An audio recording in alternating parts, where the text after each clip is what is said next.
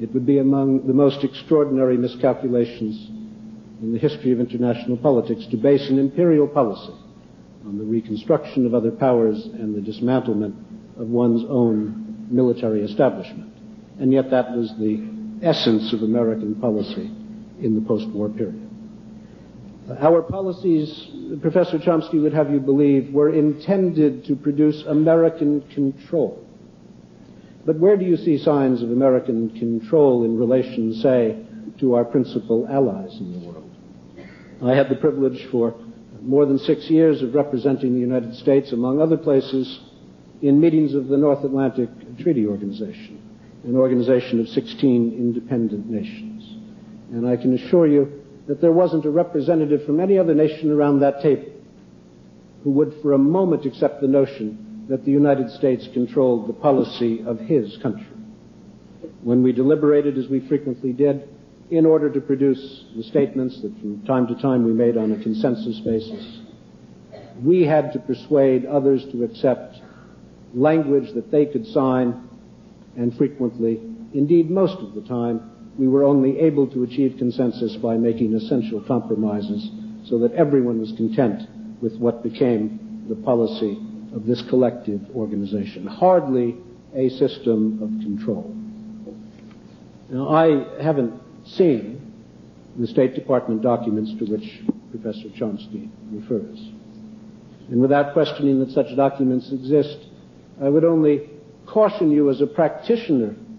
who has worked inside the government not to trust too much on every piece of paper that's produced in the Department of State.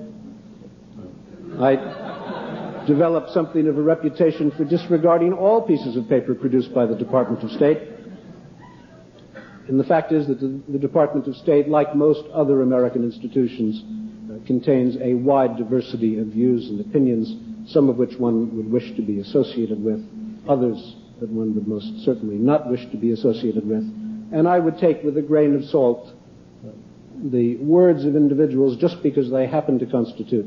State Department documents. We are talking about the views of individuals frequently. Sometimes they may reflect policy and sometimes they may not. But this notion that one can go through the archives and on the basis of a document here and a document there, on the basis of plans and dreams that sounded to me in many cases quite fantastic, derive from that the essence of American policy, whether it is in Europe or the Far East or the Middle East or anywhere else, can only be the view of one who has never worked inside a governmental bureaucracy. Now, I find curious indeed the underlying thesis, and I take this to be the underlying thesis of Mr. Chomsky's presentation, that the United States somehow has an interest, that the United States and its citizens, or its elite, if you would care to put it that way, would somehow benefit from the destruction of democracy. It's a totally unproven assertion. It has been my impression over the years that the United States benefits most when it is able to exist in a world of some reasonable stability and prosperity. And democracy,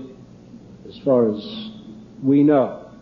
is by far the most productive system in the history of mankind for the production of both stability and prosperity, and we would be fools to promote any other political doctrine anywhere else in the world. Now, this is not to say that we have not found ourselves from time to time in situations where our immediate interests happen to lay with a government in power that did not meet our standards of democracy.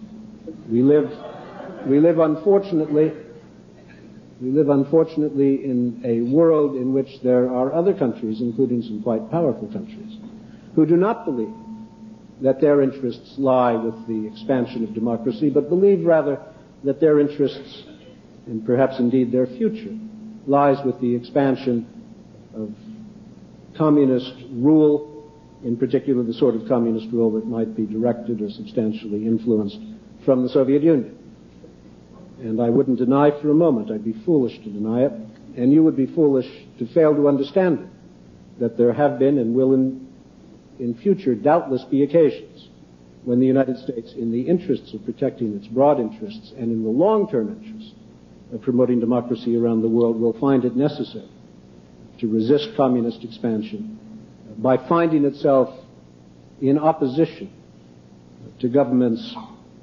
that, if they were not contained, would contribute to that potential growth of communist power and influence. And far from what Professor Chomsky has to say, the notion that the United States, as a deliberate policy, to use his words, attempted to force Nicaragua into the Soviet orbit, when we had every interest in Nicaragua moving out of any orbit, and indeed assisted in the transition from Somoza to what we thought, what we hoped, what many believed would be a democratic revolution. The notion that it was in our interest to force them into the arms of the Soviets is such an astounding one, I hardly know how to respond to it except to suggest